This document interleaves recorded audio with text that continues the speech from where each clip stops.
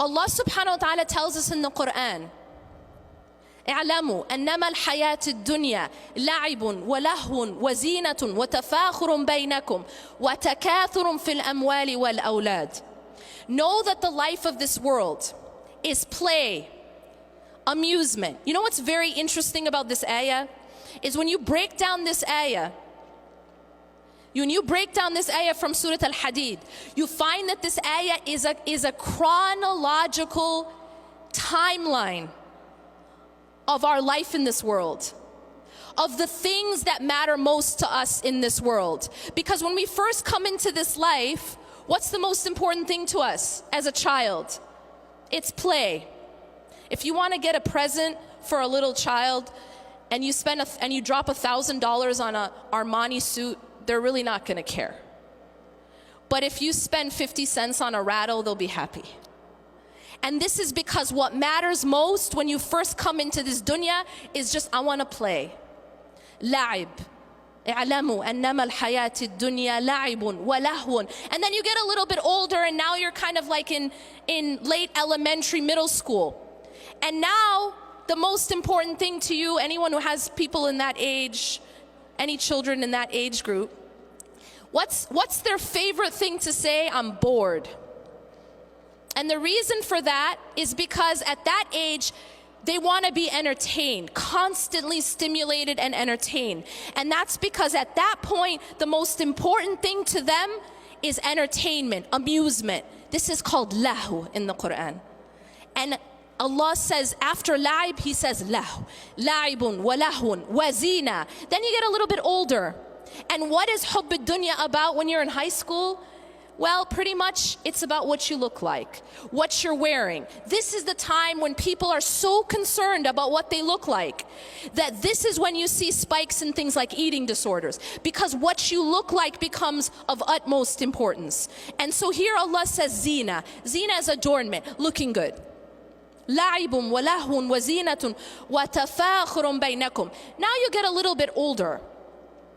And now it's not so much about your rattles and your video games or even your brand names. Now it's about proving yourself. Now it's about, how do I stack up next to someone else? What medical school are you getting into? How are your grades? And now it's tafakhurun baynakum. Now you're trying to show off. You're trying to compete. Then you get established. You get a big house, nice car, and children. And now what is it? وَتَكَاثُرٌ فِي الْأَمْوَالِ وَالْأَوْلَادِ. Now it's about getting a lot or competing in the accumulation with regards to money and your children. But what's so interesting here is that Allah says all of this, He gives us an analogy. See, all of these are halal things. But these are the things we get caught up in. And each person is at a different stage in that dunya.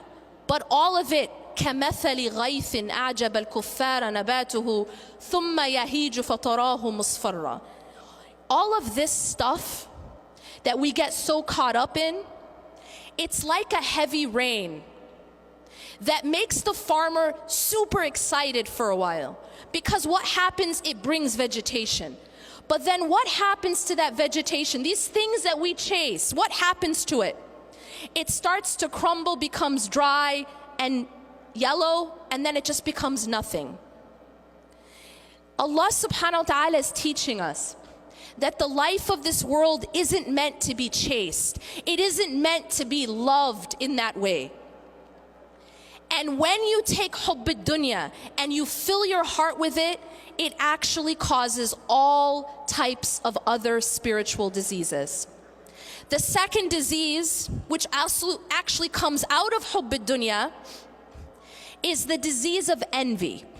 The disease of envy is destroying our body as an ummah. And now we have social media, right? So that we can really express this disease. And the reason why we have the disease of envy is because we have lost focus of what matters most. And so our competitions and our comparisons are all about dunya. What does that person look like? What is that person wearing? What kind of car do they have? What kind of house do they have? And so our comparisons are all dunya, dunya, dunya. We've lost sight of what actually matters. And what is the cure for these diseases? Well, the first disease of hubb ad-dunya. The disease of hubb ad-dunya is to refocus on the final home.